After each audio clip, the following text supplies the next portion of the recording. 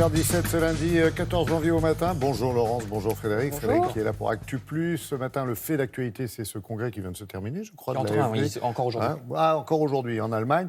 Bref, l'occasion de parler effectivement de la montée de l'extrême droite, non seulement en Allemagne, mais aussi en Europe, dans toute l'Europe. Il y a eu deux coups de tonnerre ces derniers mois, ces dernières années.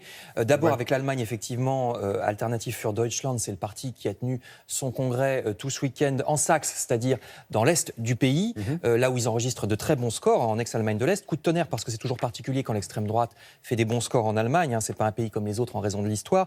6 mois seulement après sa création, l'AfD en 2013 d'Alexander Gauland ratait de peu l'entrée au Bundestag avec un peu moins de 5% des voix. Et puis la fois suivante, en 2017, ils y sont entrés avec un peu plus de 12% et une centaine de députés tout de même au Bundestag. Donc voici pour l'Alternative für Deutschland en Allemagne. Il y a aussi l'Italie, c'est le deuxième coup de tonnerre. Depuis les élections du printemps dernier, l'Italie est dirigée par un gouvernement que, faute de mieux, on appelle populiste, coalition entre le parti d'extrême droite, la Ligue, et le parti populiste qu'on classait plutôt à gauche auparavant, Mouvement 5 étoiles. Alors, l'Italie se rapproche actuellement des Polonais. C'est pour ça que vous voyez Matteo Salvini, le ministre de l'Intérieur de la Ligue, ici à gauche, avec le ministre polonais. Je vais vous en reparler. C'est qu'une des nombreuses contradictions de ces partis de mettre un mouvement d'extrême droite avec un mouvement populiste qui était plutôt classé à gauche. L'autre, par exemple, contradiction, c'est que vous savez que l'Italie a accepté de ne pas trop faire déraper ses finances publiques pour être d'accord avec Bruxelles, alors que pendant la campagne, ils avaient juré le contraire et qu'ils feraient ce qu'ils voudraient.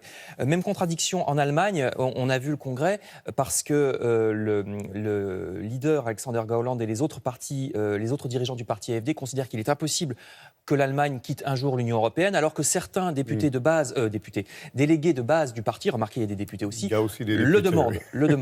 Je rappelle que c'est aussi un parti qui considère que le réchauffement climatique n'a rien à voir avec la pollution. Vous voyez, mais des contradictions qui gênent pas grand monde finalement. Voilà. Alors, vous allez voir que c'est d'autant plus vrai ce que vous dites que dans ces contradictions, on va revoir Matteo Salvini avec son homologue polonais. Ils disent être d'accord sur presque tout. Les Italiens et les Polonais, donc, qui sont effectivement sur la même veine politique. Mais enfin, il y a quand même de grosses exceptions. Par exemple, le parti Droit et Justice, qui dirige la Pologne depuis des années, outre des ministres, ce parti très très à droite détient aussi la présidence avec le président Andrzej Duda. Ce parti tient donc absolument à ce que le plombier polonais, le fameux, puisse continuer à venir très facilement travailler en Europe de l'Ouest.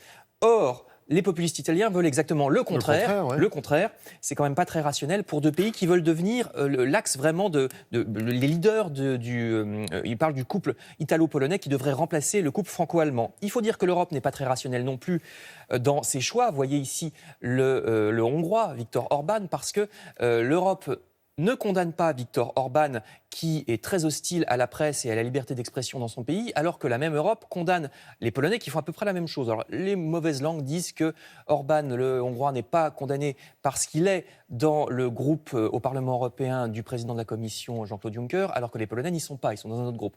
Peut-être que c'est pour ça. Non, mais ça tient parfois à ça. C'est le jeu des alliances. Je termine en vous disant que tout ça n'empêche pas une percée lente et continue. Toutes ces contradictions n'empêchent pas une montée des différents mouvements d'extrême droite aux élections. La plus étonnante, c'est peut-être en Espagne avec le mouvement Vox, alors que l'extrême droite avait complètement disparu, ou peu s'en faut, du paysage politique depuis la fin du franquisme en Espagne. Ils viennent de faire 11% au régional en Andalousie le mois dernier, avec un programme très axé sur la lutte contre les droits des femmes. Et avec ça, c'est en s'appuyant sur ce parti d'extrême droite que l'alliance centre-droit, c'est-à-dire que même le centre, s'est appuyé sur l'extrême droite pour prendre la région qui était depuis très très longtemps à gauche. Donc vous voyez que vraiment les digues cèdent, en tout cas jusqu'aux centristes espagnols en Andalousie se sont appuyés sur ce parti Vox. Tout ça fait dire à Marine Le Pen, pour terminer sur la France, qu'elle s'attend à un très bon résultat aux européennes de son parti, le Rassemblement National. Remarquez, on dit toujours ça, mais c'est peut-être vrai.